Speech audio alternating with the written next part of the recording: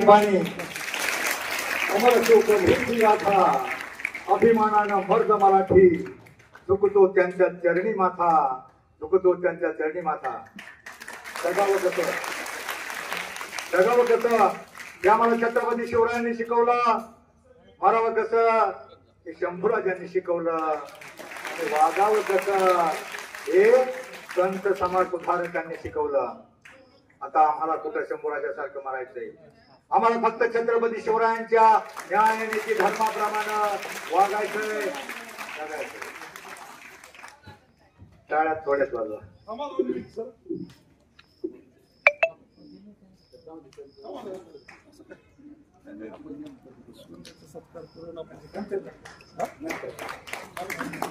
विद्यालयाच्या सर्व गुरुजनांना वंदन करून श्रीगोंदा माध्यमिक विद्यालयाच्या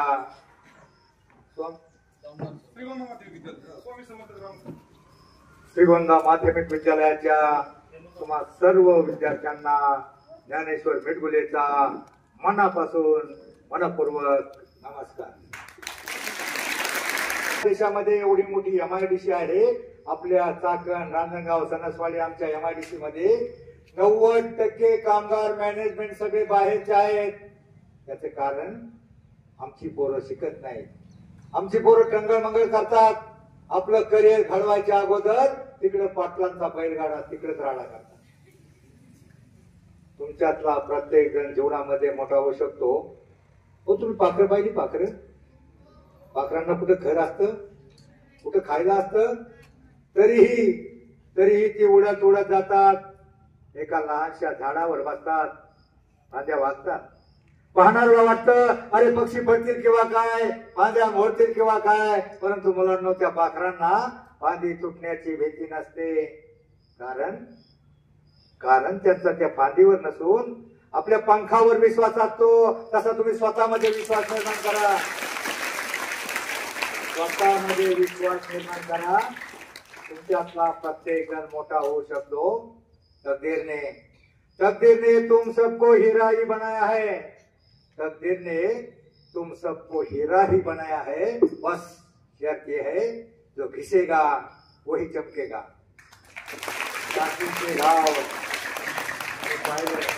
टाकीचे घाव सोसल्याशिवाय देव पण येत नाही, टाकीचे घाव सोसल्याशिवाय देव पण येत नाही. तुमच्यातला प्रत्येक जण काय होतं तर एक सामाजिक समस्या आहे. मी एवढा का हिंडतो स्वतःच्या गाडीचं पेट्रोल जाळून वेळ काढून, याचं खरं कारण तुम्हाला सांगतो. आमच्या मुली हुशार आहेत, परंतु आघाड वय असतं. या मोबाईलमुळं टीव्हीमुळं बऱ्याच मुली आपलं करिअर न करता वेगळ्याच मार्गाने गेलेल्या. मी महाराष्ट्रभर हिंडतो, भंडारा, नागपूर, महाराष्ट्र स्टेट मध्ये हिंडून 1500 शाळांमध्ये प्रबोधन केलं आहे. पण 2 सामाजिक समस्या या मुलींच्या शाळेमध्ये प्राध्यापकीने सांगितलं.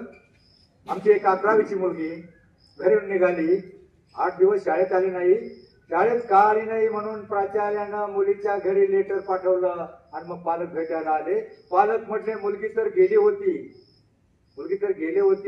आणि मग अशा बऱ्याच घटना आहेत, ते नंतर सांगतो. आणि मुलांच्या बाबतीत 10वीच्या मुलांनी जरी ऐका, 5वी 6वीची मुलं अजून त्यांना काय गांभीर्य नाही. पण एक सामाजिक प्रश्न आहे. प्रत्येक गावामध्ये सर 10 ते 12% मुलं बिगर लग्नाची आहेत. कोणती असतील तर जी आता अभ्यास करत नाही, गृहपाठ होमवर्क सगळं बाजूला राहतं, टंगळ मंगळ करतात, आपलं करिअर घडवत नाहीत आणि अशी तुकार बेकार होतात. अशा मुलांची लग्न होत नाहीत. आणि तुमच्यासाठी तुमची लग्न व्हावा त्यासाठी खरं मी आलेलो आहे. बघा, तुम्हाला भारताच्या राष्ट्रपती कोण आहे माहिती आहे? भारताच्या राष्ट्रपती द्रौपदी मुर्मू. पहिल्या प्रतिभाताई पाटीलही होऊन गेल्या. त्या द्रौपदी मुर्मूचा असा इतिहास आहे. बघा, जीवनामध्ये तुमच्यातल्या बऱ्याच जणांना असं वाटतं अरे मी गरीबाचा, मी कमी हुशार, मी मराठी शाळेमध्ये शिकतो, मी बुटका, मी काळा, मी कसा मोठा होणार. तुमच्यामध्ये भीती असते. तुमच्यातलं भय भीती नुणगंड बाजूला करा. प्रत्येक जण तुमच्यातला मोठा होऊ शकतो. काळाही मोठा होऊ शकतो आणि बुटकाही मोठा होऊ शकतो. लाल बहादूर शास्त्री उंच नव्हते. द्रौपदी मुर्मू, त्यांचा कलर कसा आहे? गोरा आहे का? मग कलरवर काय नसतं. आदिवासी समाजात जन्मली एक मुलगी वयाच्या 6व्या वर्षी तिच्या आई वडिलांचं खदानीमध्ये निधन झालं, पोरकी झाली, अनाथ आश्रमामध्ये शिकली आणि इतकी मन लावून शिकली कारण दुसरं काही आधार नव्हता. इतकी शिकली, प्रत्येक विद्यापीठामध्ये ती फर्स्ट आली आणि तिचं टॅलेंट पाहून, तिचं शिक्षण पाहून, टॅलेंट पाहून राष्ट्रपती बनली. तुमच्यातला राष्ट्रपती नाही बनला तर तुम्ही नक्की काहीतरी कलेक्टर तरी बनू शकता. फक्त तुम्ही काय केलं पाहिजे, मन लावून. तुम्हाला मीराबाई माहिती आहे? मीराबाई कोण होती? मीराबाई कोण आहे? संत मीराबाई. मीराबाई, जनाबाई, मुक्ताबाई, बहिणाबाईंच्या कविता मास्टर डिग्री पर्यंत तुम्हाला अभ्यासाला असतात. खर तर सर भानगड काय झाले, आमच्या 70 पेक्षा 35 ची पिढी हुशार आहे, 35 पेक्षा ही 15-12ची पिढी हुशार आहे. परंतु भानगड काय झाली आहे की जरा जास्त हुशार आहे. हे चांगलं एक तर यांच्यापर्यंत पोहोचत नाही आणि पोहोचलं तरी डोक्यामध्ये घेत नाही. कारण तुमच्यातला प्रत्येक जण मोठा होऊ शकतो, तुम्ही सिरियसली घ्या. कारण डेंजर, धोका, खतरा असं काही लिहिलेलं नसतं आणि ते तुम्हाला माहीत नसतं. अनेक मुली अशा प्रकारे आपल्या जीवनामध्ये असलेली, तुम्ही रामायण पाहिजे? रामायणामध्ये एक पात्र होतं. रामायणामध्ये आता मुली कमी आहेत, थोडक्यात सांगतो. रामायणामध्ये एक पात्र होतं सीता. सीता वनवासात असताना ती झोपडीच्या बाहेर आपली स्नान संध्या उघडून केस मोकळे सुद्धा चाल बसा. कारण येत्या 1 तासामध्ये जीवनातल्या तुमच्या 2 तास महत्वाचे असतील. 2 तास, दुसरा तास तुम्ही 25 वर्षाचे नंतर व्हाल, त्यानंतर दुसरा तास येणार आहे आणि आत्ताचा 1 तास. 1 तासाचा एक चांगला विचार जर तुम्ही घेतला ना, फक्त एक विचार घेतला ना, तुमचं जीवन यशस्वी होईल, कधीच भंग होणार नाही. कोणता विचार घ्यायचा आहे? मी तुम्हाला काय सांगत होतो, सीता वनवासात होती. राम संध्या करून झोपडीच्या बाहेर बसली होती. बाहेर बसली असताना तिने हरण पाहिलं आणि ती रामाला म्हटली, प्रभू मला या हरणाच्या कातड्याची चोळी हवी. आता मुलींनो मला सांगा, वनवासामध्ये तिला हरणाच्या कातड्याच्या चोळीची गरज होती का? वनवासामध्ये काय गरज होती का? परंतु तिच्या मनामध्ये मोह निर्माण झाला. रामाला म्हणजे प्रभू हरणाच्या कातड्याचे चोळी हवे. रामाला वाटलं, अरे ही जनक राजाची कन्या, राजकन्या, लाडात वाढलेली ही लेक माझी राणी, ही आपल्याला काय मागते तर हरणाच्या कातड्याची चोळी. तिची एवढी इच्छा का पूर्ण करू नये? त्यानं धनुष्यबाण उचललं, 9च्या स्त्रीचा हरणाच्या पाठीमाग पळाला. हरण माय होतं रामाच्या मामाचा. मामानं मारीच नावाच्या राक्षसानं हरण्याचं रूप घेतलं होतं. ते पळाल्यावर झाडाच्या आड गेलं. ठरल्याप्रमाणे त्यानं रामाच्या ओरडण्याचा आवाज काढला. तो ओरडण्याचा आवाज शेतीने ऐकला. सीता म्हणली, भाऊजी त्यांच्या ओरडण्याचा आवाज येतोय, धावा, वाचवा, त्यांच्या जीवाला धोका आहे. लक्ष्मण म्हणला, नाही माते, रामाला काही होऊ शकणार नाही. परंतु सीतेचा विश्वास बसला नाही. ती म्हटली, म्हणजे तुम्हाला असं वाटतं तर त्यांना तिकडं काहीतरी बरं वाईट व्हावं आणि मी लक्ष्मणाला बस मध्ये जातो. त्याने धनुष्यबाण उचलला, त्याला निघाला. पण सीतेच्या संरक्षणाची जबाबदारी त्याच्यावर होती. त्यानं जाता जाता माग वळला आणि त्या झोपडीच्या बाहेर एक रेषा आखली. काय त्या रेषेचं नाव? काय? मला कमी ऐकायचं, जरा मोठे सांग. काय नाव? बरोबर, तुम्ही मोठ्यानं बोललात. पण ती लक्ष्मण रेषा ती प्रत्येक मुलीच्या जीवनामध्ये असते आणि ती ओलांडायची नसते. ओलांडली तर जीवनाचं रामायण बिघडतं. तुम्ही पेपरला वाचा, लहान मुलीला चॉकलेटची आमिष दाखवली जातात, मोठ्या मुलीला मोबाईलची आमिष दाखवली जातात, त्याच्या मोठ्या मुलीला लग्नाची आमिष दाखवली जातात. आणि अशा प्रकारे आमच्या देशातल्या मुली प्रलोभनाला बळी पडतात. त्यांच्या धोका खतरा माहित नसतं त्यांना आणि मग लढवय असतं, परिणामाची कल्पना नसते. मुली पाहतात म्हणून आयुष्यामध्ये लोभाला बळी पडायचं नाही हे रामायणामध्ये शिकवलं. लक्ष्मणही गेला, तो झाडाच्या अदृश्य झाला. रावणांना भिक्षे करायचा वेध घेतला. झोपडीच्या लांब त्या रेषेच्या बाहेर उभा राहिला आणि ओम तत् भिक्षांदेही भिक्षा वाढमाय म्हटल्यावर आपली भारतीय संस्कृती दारात आलेला काहीतरी दान धर्म करायचा. सीता आतमध्ये गेली, कंदमुळे पळे जे काय होतं त्या हातामध्ये घेतलं आणि चांगल्या कामासाठी, मुलींना नीट ऐका, चांगल्या कामासाठी दान धर्म करण्यासाठी लक्ष्मीनं सीतेनं लक्ष्मण रेषा ओलांडली आणि रावणाला जशी भिक्षा घातली तसं रावणानं आपला वक्राळ लुकराळ रूप धारण केलं आणि सीतेला उचललं. पाहिलं ना तुम्ही रामायणात? सीतेला उचललं आणि मला 70 झाले त्यामुळे मला मध्ये मध्ये आठवत नाही. उचललं आणि पंढरपूरला दिंडीमध्ये घेऊन गेला. कुठे घेऊन गेला? दिंडीमध्ये. कुठे नेलं? लंकेमध्ये अशोकवनामध्ये नेऊन ठेवली. मुलींना तुमच्या माहितीसाठी सांगतो, त्यावेळेला शोध घेऊ शकणारा, उड्डाण करू शकणारा हनुमान उपलब्ध होता. आजकालच्या जमान्यामध्ये कोणताही हनुमान उपलब्ध आहे का? नाही. म्हणून मुलींना रामायणापासून एवढं शिकायचं, लक्ष्मण रेषा ओलांडायची नाही. ही लक्ष्मण रेषा प्रत्येक मुलीच्या जीवनात असते. आणि तुमच्या माहितीसाठी सांगतो, तुम्ही पुढे माहिती का? सीतेला जसं उचललं, आकाश मार्गाने जायला निघाला त्यावेळेस गिधाड जटायू नावाचा पक्षी त्यानं रावणाला पाहिलं, आमच्या सीतेला घेऊन चाललाय. त्यानं त्याला अडवलं, त्यानं त्याच्याशी झुंज दिली आणि झुंज दिली. शेवटी रावणानं काव्यातपणे त्याचा मृत्यू विचारला. त्याच्या पंखात आहे आणि मग त्यानं पंखावर झेप घातली, तलवार घातली आणि पंखात पाटल्यावर जटायू फडफडत खाली पडला आणि रावण सीतेला घेऊन गेला. सीतेला घेऊन गेला आणि आजकालचा राम शोधायला पण येणार नाही. मग त्या रावणानं शोधण्यासाठी वानरसेना काय काय केलं तुम्हाला माहितीये? आजकालचा राम गीता मिळेल. म्हणून मुलींना रामायणापासून एवढं शिकायचं, आयुष्यामध्ये कोणत्याही लोभाला, मोहाला, प्रलोभनाला बळी पडायचं नाही. आणि भारतीय संस्कृती जगवण्याचं काम फक्त दोनच प्रकारे होऊ शकतं. एक छत्रपती शिवरायांचे विचार आणि दुसरं संतांचे विचार. पंढरपूरला आमच्या गेल्या वर्षी 25 लाख होते, या वर्षी तर वाढले 25 लाख लोक असतात. तुम्ही असे एखादी 20 दिवसामध्ये बातमी पेपरला वाचली का? एखाद्या महिलेचा एखाद्या वारकऱ्यानं विनयभंग केलाय, अशी बातमी वाचली का तुम्ही? होणारच नाही. तिथं प्रत्येक माऊली असते. आमच्या माता भगिनी आंघोळ करत असतात. त्यांना काहीच तरी आता सरकारनं चांगली व्यवस्था केली. पहिलं काही नसतं. उघड्या अंगाने आंघोळ करताना पुरुषांना ते नजरेस येतं, पण ती प्रत्येक आपली आई असते, माय असते. माऊली माऊली म्हणून प्रत्येक मोठा माणूस लहानाच्या पाया पडत असतो. कारण प्रत्येक जण माऊली असते. माता भगिनींना आई मानायचं हे फक्त संतांनी शिकवलं आणि आमच्या विठ्ठलानं शिकवलं. तुम्हाला माहित आहे?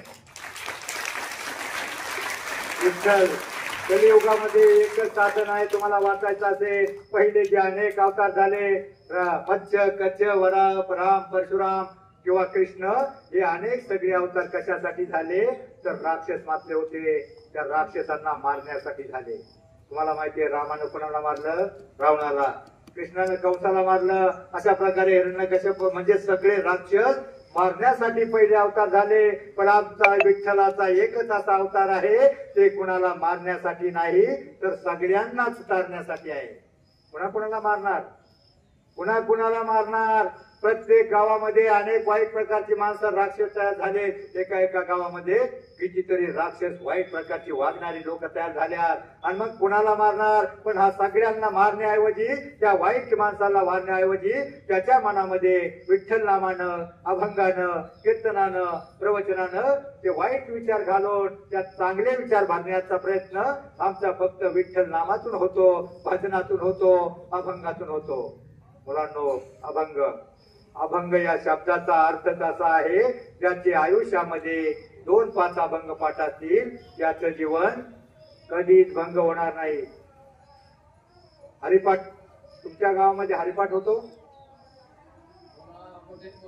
हरिपाठ होतो का? हरिपाठाला किती जण जातात? हात वर करा. फक्त 2-5 जण. बरं, हात खाली करा. तुमच्या गावामध्ये कीर्तन प्रवचन होतं का? किती जण जातात? सगळे जण जातात. सगळे जण जाताना मी पाहिलंय. शेवटच्या दिवशी काल्याचं कीर्तन झालं का तुम्ही कशाला जाता? भोजन. मुलांनो, भोजन आणि भजन. भोजन आणि भजन या शब्दामध्ये फक्त एक काना आणि एक मात्रा एवढंच अंतर आहे. पण आता केलेल्या कालाच्या कीर्तनाचं भोजन फार तर उद्या दुपारपर्यंत पोटात राहील. उद्या दुपारच्या आधी सकाळ सकाळ गुडुंबुम गटव करात. महिनाभर राहतं का? लई चांगले गुलाबजाम खाल्ल्यात, महिनाभर राहतात का? परंतु एखादा चांगला अभंग, एखादा संतांचा चांगला विचार, हरिपाठातला, कीर्तनातला, प्रवचनातला, काकडा भाजनातला एखादा अभंग जर तुमच्या डोक्यामध्ये बसला, त्यातला एक अर्थ तुम्ही फक्त आयुष्यात 2 अभंग पाठ करा. किती मी जास्त सांगत 4 ओळीचा अभंग असतो, 4 ओळीचा अभंग असतो. हरिपाठामध्ये फक्त 38 नंबरला एक अभंग आहे. त्या अभंगाचा अर्थ डोक्यात घ्या.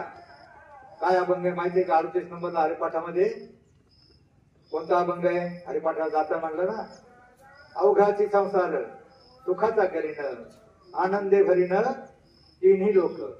काय अर्थ होतो मग त्याचा? बळा हे लाल शर्ट, काय अर्थ होतो? अवघाची संसार. कुणाचा संसार म्हटलंय? तुझ्या घरातलं म्हटलंय का? पप्पा मम्मी गुड्डू आणि नुड्डू चौघांचं म्हटलंय का? अवघाची संसार म्हणजे अख्ख्या जगाचा विश्वाचा संसार सुखाचा करीन आणि आनंदी भरीन तिन्ही लोक. म्हणजे 3 लोक म्हणजे आपल्या घरातले तिन्ही लोक नाहीत तर स्वर्ग मृत्यू पाताळ सगळीकडे आनंद निर्माण करीन. अभंगाच्या एका चरणाचा अर्थ, फक्त एका चरणाचा अर्थ एवढा मोठा असतो. तर अख्ख्या संतांच्या वाङ्मयामध्ये जेवढं सामावलंय ना, तर आपलं जीवन कधीच भंग होत नाही. मला सांगा, तुम्ही पसायदान म्हणता ना, ते कशातलं आहे?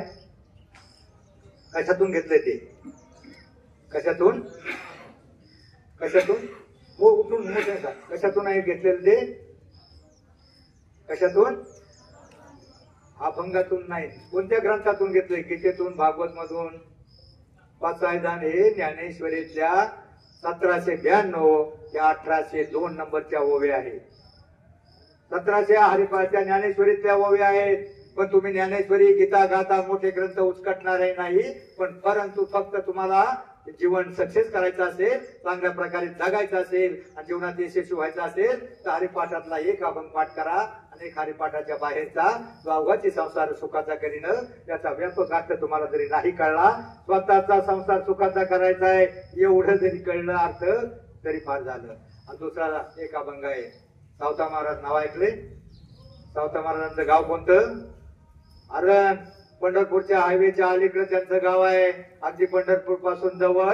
परंतु ते कधी फारसे पंढरपूरला गेले नाहीत. ते आपल्या शेतामध्येच काम करता करता, आपल्या शेतात खुरपता किंवा पाणी भरता भरता त्या विठ्ठलाचं नाम करायचे, विठ्ठल नाम घ्यायचे, नामस्मरण करायचे, अभंग म्हणायचे, विठ्ठल विठ्ठल जय हरी विठ्ठल म्हणायचे, विठ्ठलाचं नाव घ्यायचे. तर विठ्ठल त्यांना आपल्या शेतामध्ये देव भेटायला आला. मग तुम्हाला हरिपाठामध्ये सावता महाराजांचा अभंग आहे बघा, कांदा मुळा भाजी अवघी विठाय माझी, लसूण मिरची कोथंबिरी, अवघा झाला माझा हरी, मोठ नाळा विहीर दोरी, अवघी व्यापिली पंढरी, सावता म्हणे केला मळा, विठ्ठल पायी गोविला गळा. सावता महाराजांचा एक अभंग. हे 2 अभंग फक्त. या 2 अभंग जरी तुम्ही पाठ केले आणि या 2 अभंगाच्या चरणाचा अर्थ जरी डोक्यात बसवला, त्याप्रमाणे वागण्याचा जगण्याचा प्रयत्न केला. सावता महाराजांनी आपल्या कामामध्ये देव बाईला पाहिला होता. ते काम करायचे, मोठ नाळा विहीर दोरी, मोठ चालू करायचे, पाणी भरायचे. त्यांचा देव त्यांनी कामामध्ये पाहिला. मग मला सांगा मुलांनो, सध्या तुमचा देव कशामध्ये आहे? सावता महाराजांनी देव कामात पाहिला. तुमचा देव कशात आहे सध्या? डीजे मध्ये, अभ्यासामध्ये. बरोबर, अभ्यासामध्ये देव आहे सध्या. तुम्ही देव अभ्यासामध्ये पाहायचा. कारण मुलांनो, शिक्षण विद्या हे गरिबाचं धन आहे. विद्या हे गरिबाचं धन आहे, श्रीमंतांचा अलंकार आहे. आणि असं धन आहे जगातला कोणताही चोटा तुमच्यापासून हिरावून घेऊ शकत नाही. कोणताही चोटा असं होणार आहे का? तुमच्या जो खिशामध्ये हे वाळू सगळी चाट बसा. कारण मी तुम्हाला सांगितलं ना, तुमची बॅटरी मी एवढी फुल चार्जिंग करून देणार आहे, कमीत कमी तुमची लग्न होईपर्यंत उतरणार नाही. मी तुम्हाला सांगितलं तुमच्या जीवनामध्ये 2 तास महत्वाचे आहेत. त्यातला 1 तास आहे. या 1 तासातला एक सकारात्मक चांगला विचार तुम्ही घेतला, वागण्याचा प्रयत्न केला. मी दुसरा शब्द सांगतो, हा 1 तास आणि दुसरा तास कोणता माहिती आहे का तुम्हाला? काय माहिती आहे? माहिती बघा, 25 वर्षाचे तुम्ही व्हाल, 26-27व्या वर्षी तुम्हाला वाटत आपल्या पुढे एखादी बावली पाहिजे, आणि मग एखादा तुमचा बाप एखादी बावली शोधेल, पुढे उभे करेल, ब्राह्मण काका बोलवेल, मध्ये पडदा धरला जाईल, आणि मग ब्राह्मण काका मोठ्यानं आरोळ देईल, शुभ मंगल. सावधान. म्हणून सावधान व्हा. मी तुम्हाला काय सांगितलंय, प्रत्येक गावामध्ये 12% मुलांची लग्न होत नाही. ती कोणती? आता जी अभ्यास जंगल करतात, आपलं करिअर घडवत नाहीत, उन्हाळक्या करतात, बापाला मागं बोलतात, शिक्षकांचं ऐकत नाहीत, अभ्यास करत नाहीत, अशा मुलांची लग्न होत नाहीत. आणि तो दुसरा तास तुमचा महत्वाचा म्हणजे तुम्ही त्या वेळेला देव होणार आहे. नवरदेव म्हणजे देवच, बरोबर? त्याच दिवशी फक्त तुम्हाला देव म्हणतात. मग तुम्हाला देव व्हायचंय ना, तुम्ही देव होण्यासाठी तुमचं करिअर, अभ्यास वगैरे नीट करा, आपलं करिअर घडवा, बेकार सुशिक्षित होणार नाही याची काळजी घ्या, चांगलं जीवन घडवा, आणि मग तुम्ही त्या वेळेला तुम्ही जरी नाही राष्ट्रपती बनला, द्रौपदी मुर्मू किंवा प्रतिभाताई पाटील, APJ अब्दुल कलाम प्रमाणे तुम्ही राष्ट्रपती जरी नाही बनला, परंतु पती बनण्यालायक नक्की बनाल, एवढा विश्वास येतो. बरोबर? छत्रपती शिवराय आणि संतांच्या विचारामध्ये आपण जिवंत आहेत. पंढरपूरला 25 लाख लोक असतात, 25 लाख लोक तिथं वाखरी पासून पंढरपूर पर्यंत लाईन लागलेली असते. पलीकडल्या बाजूला ज्ञानोबाची पालखी, इकडल्या बाजूला तुकोबाची पालखी, आणि आमचे 25 लाख वारकरी आनंदाने नाचत गाजत असतात. त्यांना नाचता येत नाही ती म्हातारी माणसं मधल्या डिव्हायडर उभी असतात. तुम्ही टीव्हीला पाहिलं असेल ना, पाहिला का नाही? दोन्ही बाजूला वारकरी आनंदाने नाचत असतात. इतकं बेहोश होऊन आनंद त्यांना कसा होतो हे पाहण्यासाठी बाहेरच्या देशातली 10 ते 15 लाख लोक मधल्या डिवायडर उभे असतात.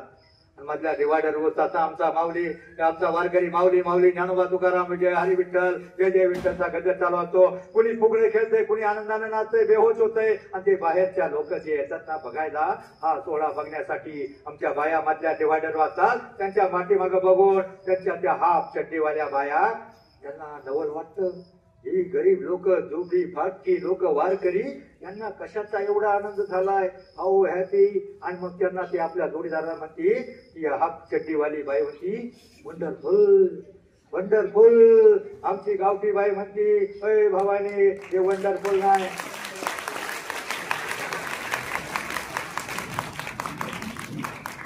हे वंडरफुल नाही, पंढरपूर आहे. मग पंढरपूरचा महात्मा आमच्या संस्कृतीचं त्यांना हे आश्चर्य वाटतं बाहेरच्या लोकांना. मग आमची संस्कृती आम्ही जपण्यासाठी आम्ही संतांचे विचार आणि शिवरायांचे विचार दोनच आपल्याला सुरक्षित ठेवतात. बघा, 1983 ची गोष्ट आहे. भिवंडीला दंगल झाली होती सर. त्या दंगलीमध्ये हिंदू मुस्लिमचं झालं, पण त्या दंगलीमध्ये तुकार बेकार लोक फायदा घेतात. कुणी लुटालूट करतात, कुणी महिलांची छेडाछेड करतात, महिलांची इज्जत घेतात. एक मुस्लिम समाजाची मुलगी, ती फार सुंदर होती, फार कॉलेज शिकत होती. त्याला शिकून सरून कुणाचं बनत होतं. ती बुरख्यांमधून चालताना कुणाचं वाकडे सुद्धा बघत नव्हती. पण ती सुंदर मुलगी आपल्याकडे पाहत सुद्धा नाही, म्हणून चौकामध्ये तुकार करणारी पोरं 10-15 पोरं जळत होती, तिच्या पाठलाग करत होती, घोरगाडी मारत होती, परंतु ती कुणाकडे बघत नव्हती, कुणाशी बोलत नव्हती. आणि नेमका मग त्या संधीचा ती मुलगी दंगल झाली म्हटल्यावर त्या तुकारांनी ठरवलं, अरे आपल्याकडे बघत सुद्धा नाही ना, आता आपण हिच्याकडे बघूया. त्या मुलीचं घर होतं असं, त्या घराकडे तुकार गॅंग सगळी यायला लागली. त्या मुलीनं बघितलं की आपली छेडाछेड करणारी तुकार गॅंग आपल्या घराकडे येते, आणि घराच्या जवळ जवळ जसं आली की मागच्या दाराने मुलगी पळाली. ती पोरं त्या मुलीला पोरगी पळताना पाहिल्यावर लांब ती मुलं तिच्या मागं पळायला लागली. पण मुलगी चालाक होती, ती क्रीडापटू होती, ती इतकी पळाली त्यांना ऐकलीच नाही. पळून पळून पळून 2 तास ती मुलगी दमली. कुणाच्या घरात घुसायचं पाहत होती, पुढे जळायचं शोधत होती. ती शोधता ती गॅंग त्याच्या मागे पळत होती. ह्या बोळातून त्या बोळात, ह्या गल्लीतून त्या गल्लीमध्ये ती मुलगी पळाली. शेवटी दमली, आणि दमछाक होता होता ती घरात डोकवायची. कोणत्या घरात सुरक्षित वाटल प्रश्न पडला. एका घरामध्ये डोकवलं तिने, घरामध्ये खिडकीतून डोकवलं, आणि तिने दरवाजा वाजवला. एक जवान, 20-25 वर्षाचा एक जवान, कमरो जवान, दाढीवाला जवान, त्याने दरवाजा उघडला. तसा दरवाजा उघडला, फळांकडे ती आतमध्ये गेली, खाटाखाली बसली. तो जवान एकटा होता घरामध्ये, तो जवान एकटा होता. ती खाट खाली जशी घुसली 2-3 तास पळून पळून तरी इतकी दमली होती, खाट खाली जाऊन लपली तशी झोपी गेली. ही झोपी गेली आणि तो जवान बघतच राहिला की बाहेरून लोक आली. त्याने दरवाजा लावून घेतला आणि बाहेरून खिडकीतून लोक आली की पाठला करणारी पोर आली. हे भैया इधर कोई लडकी आहे क्या? आता त्याने ओळखलं ही पोरं हिची पाठला करतात, हिची इज्जत लुटली जाईल. मग त्याने खोटं सांगितलं नाही आली म्हटल्यावर ती पोरं इकडं तिकडं गलीत फिरली, गलीत फिरून फिरून परत आली. ती म्हणली भैया ये लड़की तो हेच गली में आई थी, किधर गई? जमीन खा गई का आसमान में गई? किधर गई? तुला नाही आई. आता त्याला कळलं होतं या मुलीचं रक्षण करणं हे आपलं कर्तव्य आहे. तो एकटा होता. ती मुलगी झोपी गेली होती. झोपी जाऊन जाऊन हा रात्रभर जागा राहिला. ती मुलं या गलीतून त्या गल्ल्या 2-4 तास फिरली. शेवटी तिकडून मुलं गेली. पहाटे त्या मुलीची झोप झाली. मुलगी जागी झाली. जागे झाल्यावर खाटेच्या बाहेर आली, आळ्या पिळ्या दिल्या वाघिणीसारख्या. आणि मग त्याने तिनं बघितलं अजून खिडकीत उभा आहे, जागा आहे. माफ करना भैया, माफ करना, तुमको तकलीफ दी.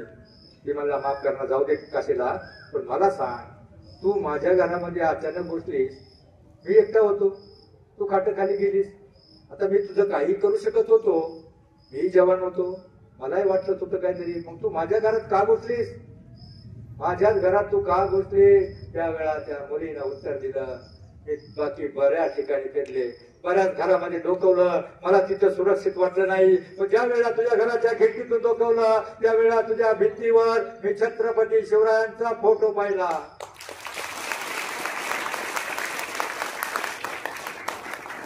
भिंतीवर मी छत्रपती शिवरायांचा फोटो पाहिला आणि मला विश्वास आला, ज्याच्या घरामध्ये ज्याच्या मनामध्ये छत्रपती शिवराय आहे त्याचे विचार आहेत. तो आयुष्यामध्ये माय भगिनीची कधी इज्जत तिकडं वागड्या नजरेनं पाहणार सुद्धा नाही, हा विश्वास वाटला. आणि तुझ्या घरामध्ये घुसले.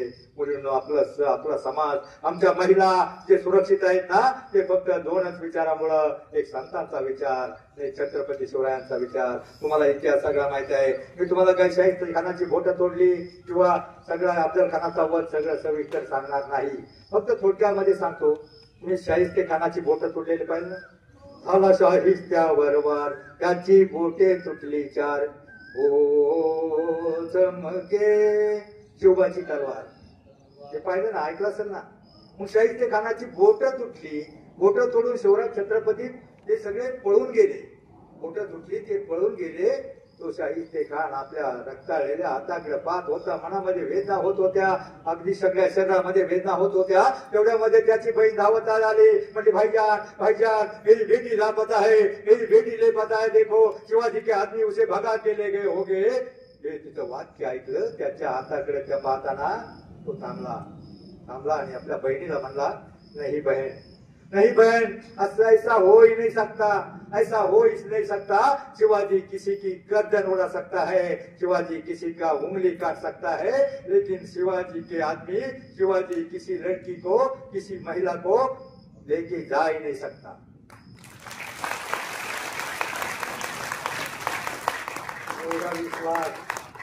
एवढा विश्वास आपल्या दुश्मनांना होता शिवरायांचा. आणि म्हणून छत्रपती शिवरायांच्या न्यायनीती धर्माप्रमाणे आपला समाज सुरक्षित आहे. तुम्हाला छत्रपतीचा इतिहास सगळा माहित आहे. कल्याणच्या सुभेदाराची सुंदर सून बाबाजी सोनदेवनं पळवून आणली. कल्याणचा खजिना लुटला आणि त्या सुनेला घेऊन तो गेला 4 किलोमीटर पडलेल्या राऊटीमध्ये. छत्रपती शिवरायासमोर बाबाजीने खजिना हजर केला, खजिना दिला आणि शिवरायांना म्हणला, राजे मी तुमच्यासाठी दुसरा नजराणा आणलाय. कसला नजराणा म्हणल्यावर त्या छत्रपती कल्याणच्या सुभेदाराच्या सुनेला समोर हजर केलं आणि तिला पाहिलं, नजराणा आणलाय. आणि मग छत्रपतीचे डोळे झाले, अंगाचा फेरफापड झाला. ते म्हणजे आबाजी तुमचं डोकं ठिकाणावर आहे का? अहो आम्ही जर शत्रूच्या लेखबाळींना त्यांची इज्जत घ्यायला लुटायला लागलो, मग त्यांच्यामध्ये आणि आपल्यामध्ये फरक काय उरला? जा ताबडतोब त्याला चोळी बांगडी करून आपल्या छत्रपतीच्या घरी पोहोचवा. आबाजीला वाटलं होतं मला काहीतरी इनाम मिळेल, जागिरी मिळेल. मग खाली मान घालून तो त्या सुनेला घेऊन जायला निघाला. छत्रपती शिवरायांना त्या सुंदर सुनेच्या चेहऱ्याकडे पाहिलं, तिच्या रूपाकडे पाहिलं आणि त्यानं त्यावेळेला एक कवन केलं, अशीच असती माता आमची, अशीच असती माता आमची, सुंदर रूपवती, तर आम्हीही सुंदर जन्मलो असतो, बदले छत्रपती म्हणजे त्याला माता, अशी माता आम्हाला पाहिजे असं त्यांनी म्हटलं. म्हणून छत्रपती शिवरायांचा गुणगान गायले जातात. बघा ही वार्ता सगळीकडे कळली. आणि ती सुनेला घेऊन आबाजी सोनदेव निघाले. त्याला पालखीमध्ये बसवलं, पालखीमध्ये त्याला आणलं होतं पळवून, पण आता पालखीमध्ये बसवलं. त्या मेण्यामध्ये त्याला बसवून 20-25 स्वार बरोबर घेतले आणि त्या मुल्ला महम्मदच्या छावणीकडे जायला निघाले. त्यावेळेस मुल्ला महम्मदच्या घरामध्ये मातम मागला होता. सगळे दुःखी होते. त्यांना हे दुःख नव्हतं की आपला छबिना लुटून नेला, पण त्यांची सुंदर अशी गोली सून लुटून नेली, म्हणून सगळे मातम माजत होते, दुःखी झाले होते. तेवढ्यात त्यांनी पाहिलं कोणते तरी मावळे येतात, ते कॅबिनामध्ये येतात आणि हे मावळे परत का आले म्हणून त्यांनी पाहिलं. मुल्ला महम्मदचे सगळे शिपाई त्यांनी पाठवलं, जा बघा त्यांना काय आले ते. आणि मग सगळे 10-25 शिपाई तलवार घेऊन, मुस्लिम शिपाई तलवार घेऊन त्यांच्याकडे पळत सुटले आणि ते तलवार घेऊन त्यांच्या त्या शिपायावर घाव घालणार. तेवढ्यात ती सून खाली उतरली आणि त्यांना म्हणली, भैया मत मारो ने मुझे कुछ नहीं किया, शिवाजी राजा नहीं, शिवाजी देव है, शिवाजी भगवान है, उन्हें अपनी बहन मानकर मुझे इधर भेजा है. त्यावेळेला त्या सैनिकांना सुद्धा, त्या मोगलांच्या सैनिकांना सुद्धा हेवा वाटला. अरे आमच्या समाजामध्ये आया बहिणीची किंमत माझी कवडी मोलाची मानून लुटली जाते आणि यांच्या समाजामध्ये आपली सुंदर सून माग आणून जाते. त्या मुस्लिम समाजातल्या सैनिकांनी जय जयकार केला. छत्रपती शिवाजी महाराज की, छत्रपती शिवरायांचा जय जयकार का होतो त्याला काही कारण? हो, शिवाजी इतके शूर वीर पराक्रमी अनेक राजे होऊन गेले. राजा नामदेवराय, महाराणा प्रताप, पृथ्वीराज चव्हाण, छत्रपती शिवरायांना तहामध्ये हरवणारा, काय नाव त्याचं, पुरंदरच्या तहामध्ये हरवणारा रत्नपूर सेनानी, काय नाव त्याचं, इतिहास माहिती का नाही तुम्हाला? 23 किल्ले बळकावले, काय नाव त्याचं, नाही माहिती कोणाला? बरं, मी याच्या अगोदर मधीच प्रश्न विचारतो. मी पुस्तक भेटण्यात येणार आहे 2 प्रश्न आणि अर्ध थांबले बरं काय, थांबणार नाही. छत्रपती शिवरायांच्या दोन्ही आणि पुस्तक देणारे, पुस्तक माहितीये का, काय माहितीये तुम्हाला? सांगा जवळ.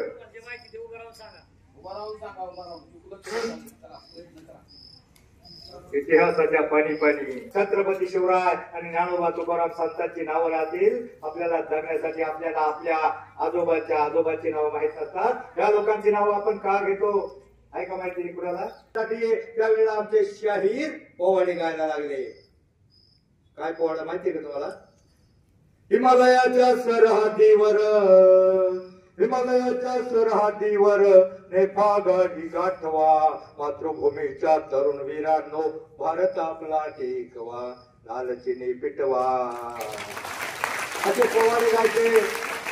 आमच्या सैनिकाला प्रोत्साहन चांगलं वाटावं आणि तसे त्या दिवशी दुसऱ्या सकाळ काही शाहीर आले आणि शिवरायांचे गुणगान गायला लागले. शिवराव मंदिर शूर शिवाजी महाराजांचे गुण, बहीण मानुनी परत केली सुभेदाराची सुनजी. असं होणार नाही कोणी, असं झालाच नाही कोणी वीरांचा धनेजी. ते पोवाडे गुणगान सगळं आतमध्ये सईबाईला कळलं होतं. सईबाईला सगळी वार्ता कळली आणि मग सईबाईनं ते पोवाडे ते ऐकून शिवरायाजवळ आले. त्यांना विचारलं, राजन सगळं ऐकलंय मी, सगळं कळलंय मला, सुभेदाराची जगामध्ये सगळ्यात सुंदर रूपवान सून तुम्ही बहीण मानून परत केली, मग त्या सुंदर सुनेला पाहून तुमच्या मनामध्ये काहीच वाटलं नाही का? तुमच्या मनामध्ये काहीच वाटलं नाही का? असं सईबाईनं शिवरायाला विचारलं. त्यावेळेला शिवराय म्हणजे सई प्रेम आणि वाटणं हे दिसण्यावर नसतं, हे दिसण्यावर नसतं, आसण्यावर असतं, हे रूपावर नसतं, गुणावर असतं, हे देहावर नसतं, प्रेम मनावर करायचं असतं. प्रेम म्हणजे काय असतं?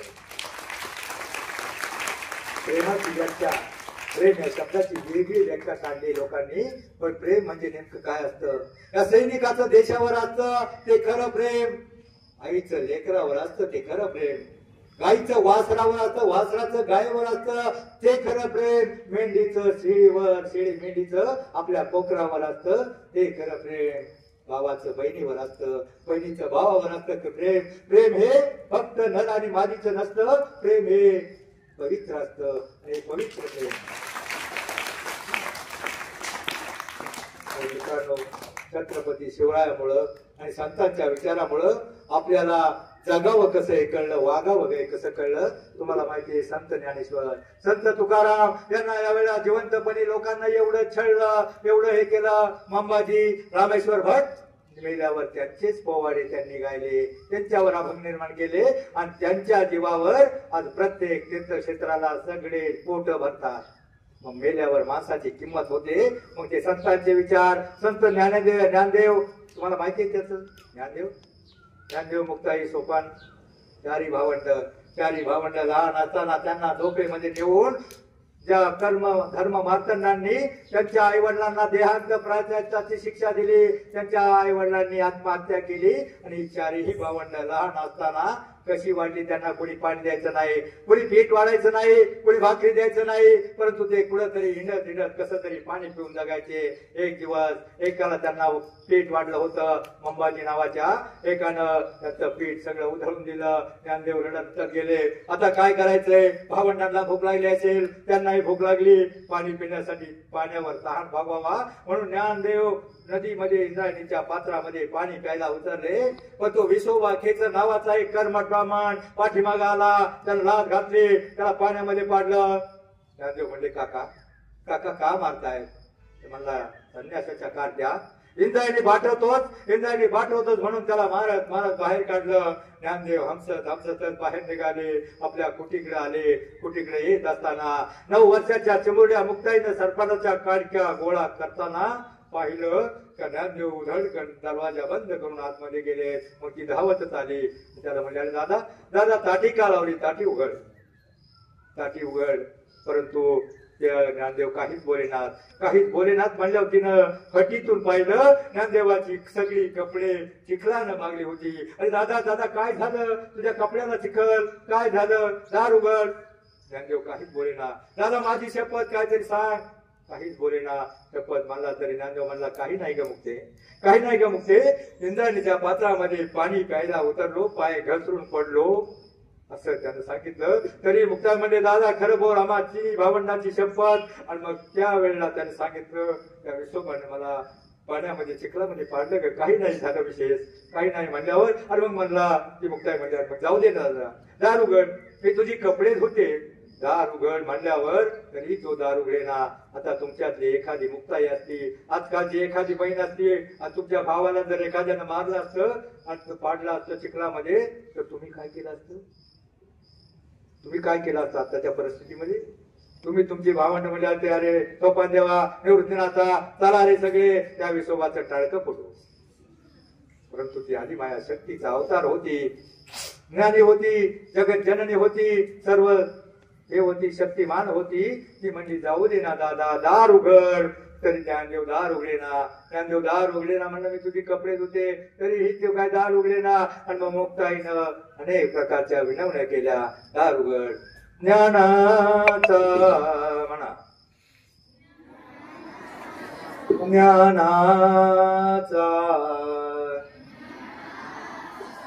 ज्ञानाचा सागर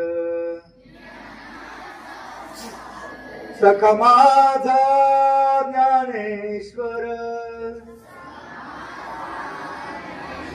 सखा माझा अरे माझा भाऊ ज्ञानेश्वर, ज्ञानाचा सागर आहे तू, ज्ञानाचा समुद्र आहे तू. आणि मग एखाद्यानं तुला थोडेसे कपडे मारलं, काय बिघडलं? दार उघड, मी तुझी कपडे धुते. तरीही ज्ञानदेव दार उघडेना. मग ज्ञानदेव दार उघडेना म्हणल्यावर तिनं अनेक प्रकारच्या विनवण्या केल्या, 42 प्रकारच्या विनवण्या केल्या. त्याला ताटीचे अभंग म्हणतात. अवघे विश्व झाले वन्नी, तेव्हा संते व्हावे पाणी, राग रस्वा सोडा त्वरा, आपण तरुण विश्व तारा, ताती उघडा ज्ञानेश्वरा.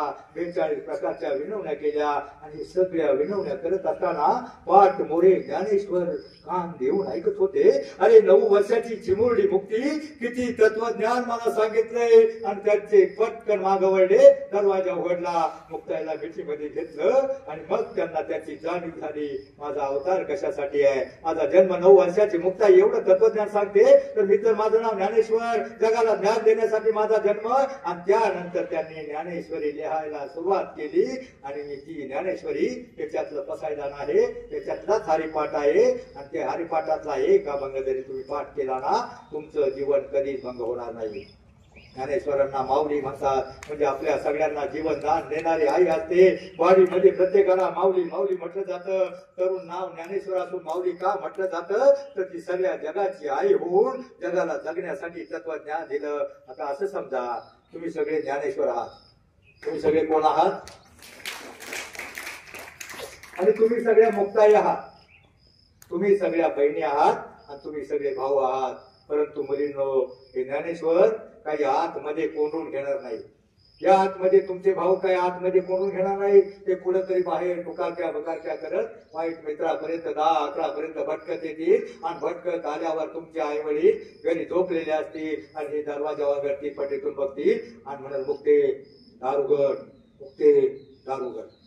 त्यावेळेला तुम्ही दार उघडा, पण दार उघडल्यानंतर त्यांना जाणीव करून द्या, भाऊ रे, आपले आई वडील आपल्यासाठी काबाड कष्ट करतात, दिवसभर कष्टात पण दमून कौतुक कसे झोपलेले आहेत, असं बाहेर भटकून कसं चालेल. अरे त्यांना जगवण्यासाठी, त्यांचं नाव मोठं करण्यासाठी चांगला अभ्यास करून आपल्याला शिकलं पाहिजे. अभ्यास गृहपाठ सोडून कुठं फिरतोय, त्यांना जाणीव द्या.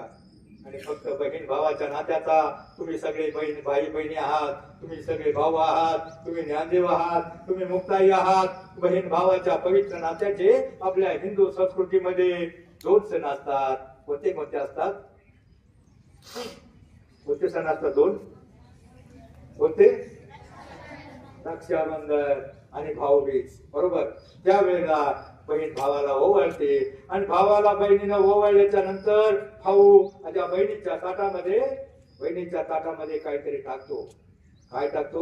एखाद्या वेळेला गिफ्ट देतो, 50 रुपये टाकतो, 100 रुपये टाकतो, एखादं पुस्तक टाकतो, एखादा खाऊचा बिस्किटचा पुडा टाकतो. जसे जसे वय असेल ना त्याप्रमाणे भाऊ बहिणीच्या ताटामध्ये काहीतरी गिफ्ट देतो. त्यावेळेला तुम्हाला खरंच सुरक्षित राहायचं असेल, समाज सुरक्षित करायचा असेल, तर तुम्ही फक्त एक काम करा, त्या भावांना सांगा, भाऊ रे, तुमचा सक्का भाऊ असो, हे मानलेले सगळे भाऊ असो, त्यांना म्हणावा, भाऊ रे, मला नकोय तुझी गिफ्ट, माझी ओवाळणी नकोय तुला, तू फक्त माझ्यासाठी एक काम कर. तुला खरंच मला गिफ्ट द्यायची असेल ना, तू माझ्यासाठी फक्त एक काम कर. तू माझ्याकडे त्या बहिणीच्या नजरेनं पाहतो, त्या बहिणीच्या मावानं पाहतो, त्या बहिणीच्या प्रेमानं पाहतोस. जगातल्या प्रत्येक मुलीकडं तू त्या नजरेनं पहा, जगामध्ये वाईट काही होणारच नाही.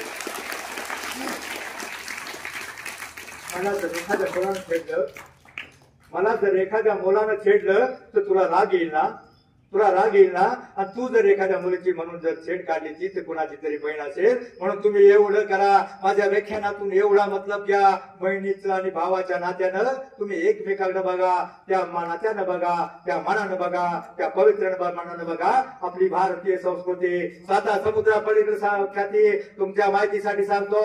इजिप्त, कॅनडा, अमेरिका, ब्रिटन सगळ्या पाश्चात्य देशामध्ये त्याची संस्कृती भट्ट झाली, त्याची कुटुंब व्यवस्था भट्ट झाली. 10-12 वर्षाचं मुलगा झालं तर त्याला आश्रमामध्ये देतात, त्याचा पैशाचा बंदोबस्त करतात. ते मुलगा पुढे शिकतं, पुढे जगतं, पुढे वाढतं, काही तपास करत नाहीत. मग आपल्या देशामध्ये चुलते, काके, आजोबा, आजी सगळे एकत्र राहतात. आपली पवित्र अशी भारतीय संस्कृती आहे, आदर्श अशी कुटुंब व्यवस्था आहे, पवित्र अशी समाज व्यवस्था आहे. मला खरं खरं सांगा, तुमच्या घरामध्ये तुमचे आई वडील तुमच्यावर जास्त जीव करतात का तुमचे आजी आजोबा जास्त जीव लावतात?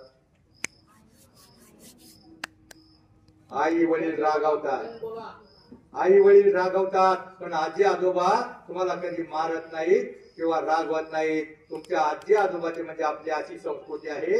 त्यांच्या देशामधल्या आजोबांना माहित नसतं त्या राष्ट्रामध्ये प्रगती झाली, पण समाज व्यवस्था, कुटुंब व्यवस्था, पावित्र्य काय उरलं नाही. त्यांच्या देशातल्या आजोबांना माहित नसतं त्यांची नातवंड कोण, किती, कुठं आहे. पण आमच्या देशात नातवाच्या अंगावर ओरखडलं तर आजीचं काळी चिरतं आणि नाती भाडीच्या पायाला ठेचाळलं, आजोबाच्या छाती ठस होत. इतकी सरतोय आपली भारतीय संस्कृती आहे. आणि संस्कृती टिकली आणि टिकणार आहे फक्त छत्रपती शिवराय आणि संतांच्या विचारानं. म्हणून संतांचे जे चांगले विचार आहे त्याचा अंगीकार करा. शाळेत रोज जाता ते ज्ञानबिंदू मिळवा, हृदयात आपल्या या देशाभिमान ठेवा, कुलशील मान राखा, येऊ नका विकार, नवहिंदवी युगाचे तुम्हीच शिल्पकार. या भारताचं भविष्य, तुमच्या घराण्याचं भविष्य, त्या भारताचं भविष्य तुम्हीच आहात. बस जाता जाता एवढं सांगतो, आयुष्यामध्ये जगा इतकं, आयुष्य कमी पडेल, शिका इतकं, डिग्र्या कमी पडतील, दौडा असे कम नशिबाचा फासा नाही खळून पडेल. परंतु मुलांनो प्रयत्न इतका करा, अभ्यास इतका करा, त्या विठ्ठलाला, पांडुरंगाला, देवाला, त्या देवांच्या देवांनाही तुम्हाला देणं भागत पडेल. जाता जाता सूर्यानं मावळ तिकडे जाताना प्रश्न विचारला, जाता सूर्यानं प्रतिप्रश्न केला, माझ्यानंतर या जगाला कोण प्रकाश देणार आहे. त्यावेळेला चंद्र शरमला, मोठमोठे तारे नरमले, परंतु एक पंथी समोर येऊन म्हणाली, प्रभू माझ्या परीनं मी नक्की प्रयत्न करेल. त्याच वेळेला माझ्यासारख्या एका ध्येयवादी पत्रकारानं ठरवलं, त्याच वेळेला माझ्यासारखे एका काजव्यानं ठरवलं, कुठेतरी काना कोपऱ्यात जाऊन लुकलुकेल, अज्ञानाच्या अंधाराला प्रकाशाचं अस्तित्व दाखवून थांबेन, दाखवून सरेन. जय हिंद, जय महाराष्ट्र. ते प्रबोधनकार, प्रवचनकार यांनी आत्ताच आपणासमोर एकदम सुंदर अशा भाषेमध्ये संतांचे आणि छत्रपती शिवाजी महाराजांचे विचार ऐकवले. शुद्ध बीजापोटी फळे रसाळ गोमटी, सुंदर विचार मानवाची सर्वात मोठी संपत्ती आहे.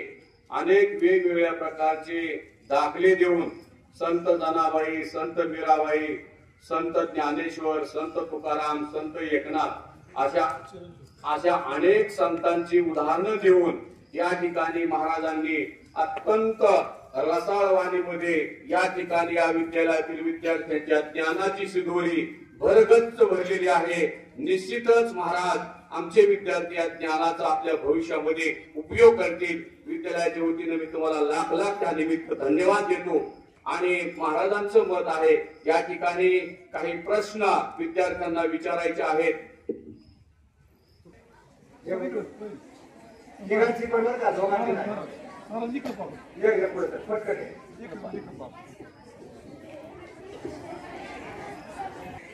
ते महात्मा फुले आणि डॉक्टर बाबासाहेब आंबेडकर याच्या पोराची नाव तुम्हाला माहित नाही, त्या लग्नाचं तुला काय भेट झालं. मार्गदर्शन केलं त्याबद्दल विद्यालयाच्या वतीनं विद्यालयाचे मुख्याध्यापक सन्माननीय कामदार सर त्यांचा या ठिकाणी सन्मान करत आहेत. मी महाराजांना विनंती करतो की त्यांनी विद्यालयातर्फे त्यांचा सत्काराचा सन्मान करावा. आपल्या श्रीगोंदा माध्यमिक विद्यालय श्रीगोंदा स्वामी समाज या विद्यालयामध्ये महाराजांनी येऊन वेळापूर्ण काढून एकदम सुंदर असं प्रवचन केलं. विद्यार्थ्यांच्या हृदयात विद्यार्थ्यांनी सर्व शिक्षकांनी अगदी शांत चित्ताने ऐकून घेतलं. श्रीगोंदा माध्यमिक विद्यालयाच्या व्याख्यानाचा हा व्हिडिओ आपला आवडल्यास लाईक, शेअर, सबस्क्राईब करा. सुदर्शन प्रबोधन न्यूज पुणे. धन्यवाद.